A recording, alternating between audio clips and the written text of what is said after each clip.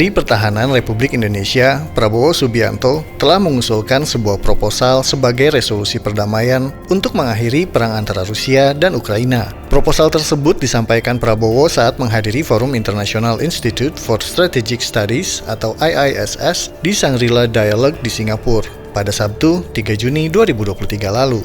Ada 5 poin yang ditulis dalam proposal itu. Pertama, gencatan senjata yang merupakan suksesi permusuhan yang terjadi pada posisi kedua pihak yang berkonflik saat ini. Kedua, penarikan masing-masing pasukan sejauh 15 km dari posisi depan ke zona demilitarisasi baru.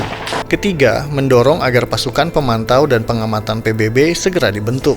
Keempat, mendorong PBB segera mengerahkan pasukan pemantau tersebut di sepanjang zona demilitarisasi baru. Dan yang kelima, PBB harus mengorganisir, mengadakan, dan melaksanakan referendum di wilayah yang disengketakan untuk tujuan tertentu sesuai dengan keinginan mayoritas penduduk di berbagai wilayah yang disengketakan.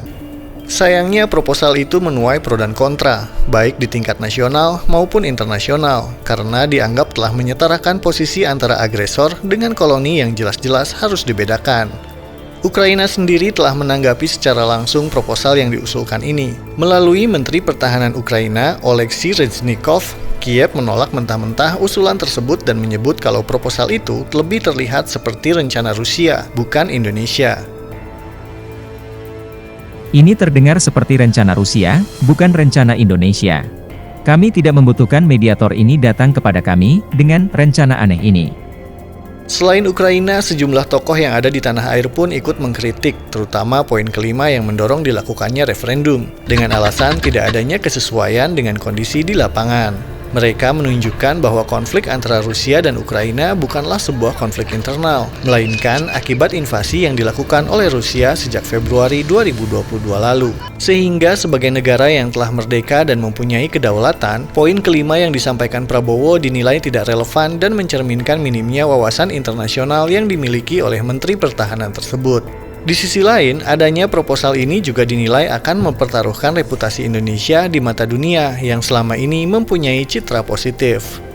Kemarin sudah sempat timbul beragam reaksi dari media-media di Barat terutama dan dari tokoh politik dari negara Barat, dan Ukraina sendiri sudah mengatakan proposal Pak Prabowo aneh, menyerupai proposal Rusia dan tentu tidak bisa diterima.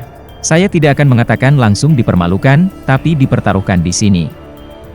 Hal senada disampaikan oleh Ketua Komisi 1 DPR RI, Mutia Hafid. Kepada media, beliau mewanti-wanti Prabowo agar lebih berhati-hati dalam mengutarakan pendapatnya di kancah internasional, apalagi jika berbicara soal konflik Rusia dan Ukraina. Pasalnya, selama ini Indonesia telah menjadi salah satu negara dari 141 negara yang menentang invasi Rusia ke Ukraina, dan selalu mendorong resolusi konflik tersebut dengan mengedepankan dialog dan diplomasi. Indonesia mendukung resolusi yang menjunjung tinggi penegakan rule of law khususnya Piagam PBB, hukum internasional dan penghormatan terhadap hak asasi manusia. Sebagai negara yang menganut politik luar negeri bebas aktif, Indonesia terus mendorong dialog dan diplomasi antara Ukraina dan Rusia melalui berbagai forum multilateral, serta meminta negara-negara di dunia menyerukan penghentian perang di Ukraina agar tidak berakhir pada konflik yang berbahaya seperti perang nuklir yang bisa mengancam keberlangsungan hidup umat manusia. Lantas, apakah sikap yang disampaikan oleh Prabowo ini merupakan sikap resmi dari pemerintah Indonesia? Bila merujuk pada statement yang disampaikan oleh Jokowi, proposal yang diajukan oleh Prabowo tersebut bukanlah sebagai sikap resmi dari pemerintah Indonesia. Pasalnya, kepada media saat ditemui dalam jumpa pers di acara Rapat Kerja Nasional PDIP pada Selasa 6 Juni 2023 lalu, Jokowi menyebut kalau proposal itu atas inisiatif Prabowo sendiri dan bukan sikap resmi dari pemerintah. Beliau pun mengaku akan segera memanggil Prabowo untuk mengklarifikasi proposal tersebut. Itu proposal dari Pak Prabowo sendiri, tetapi saya belum bertemu dengan Pak Prabowo. Nanti hari ini atau besok mungkin akan saya undang, meminta penjelasan dari apa yang Pak Menhan sampaikan. Kendati demikian, jika melihat perkembangan lebih lanjut saat ini, Prabowo Subianto nampaknya sudah meluruskan apa yang ia sampaikan dalam Forum International for Strategic Studies Shangri-La Dialogue di Singapura itu. Pasalnya, pada Senin 5 Juni 2023 lalu, Duta Besar Ukraina untuk Indonesia, Vasil Hamianin, telah melakukan pertemuan dengan Prabowo.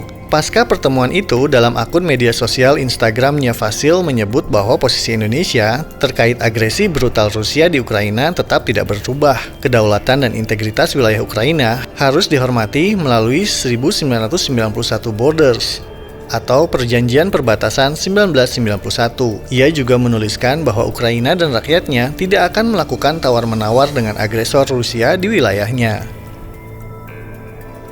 Kemarin ada pertemuan yang sangat produktif dan konstruktif dengan Menhan Jenderal Prabowo Subianto. Secara positif, posisi Indonesia terkait agresi brutal Rusia di Ukraina tetap tidak berubah.